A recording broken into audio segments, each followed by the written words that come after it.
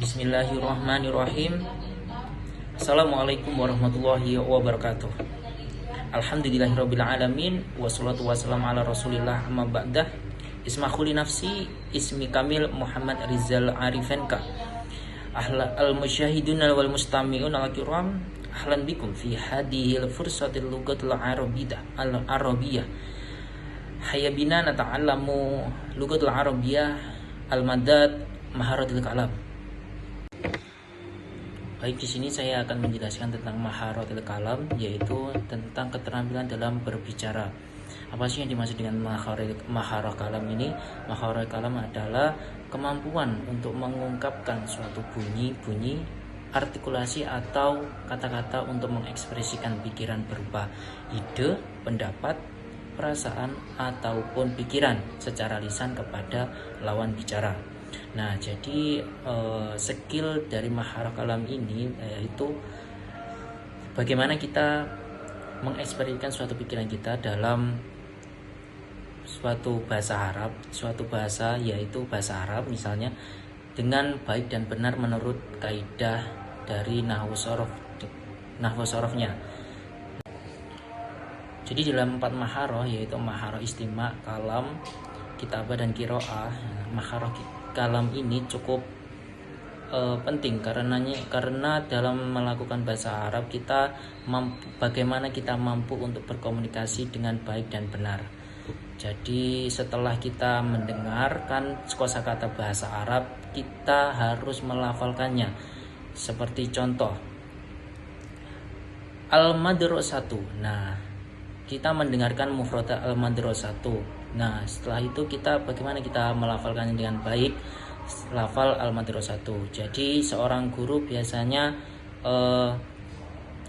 tahap pertama itu mengenalkan suatu mufradat dengan maharah istima, kemudian disuruh menirukan apa yang dikatakan dari seorang guru tersebut. Seperti contoh, guru memberikan al-mufradat al-baiti. Al-baitu kabirun jiddan wa jamilun. Nah, seorang murid kemudian mencontoh al-baitu kabirun wal jamilun. Seperti itu. Dari contoh yang tersebut itu masih tahap awal, yaitu tahap mengenalkan mufradat dan menirukan dari suatu mufradat tersebut. Kemudian di maharah kalam ini terdapat metode-metode tertentu, yaitu diantaranya ada metode taqdim atau mempresentasikan, hiwar yaitu percakapan, dan yang ketiga yaitu tamsilih atau bermain peran seperti contoh bermain peran dalam kisah ataupun film. Metode yang saya pakai di sini mungkin di hiwarnya, yaitu percakapan. Bagaimana kita merangsang atau menstimulus seorang murid untuk berbicara atau mengungkapkan pikiran mereka. Dalam pengaplikasiannya metode hiwar ini, guru bisa memberikan suatu redaksi tentang al-mustasfa mungkin. Jadi setiap murid itu kita bagi kelompok.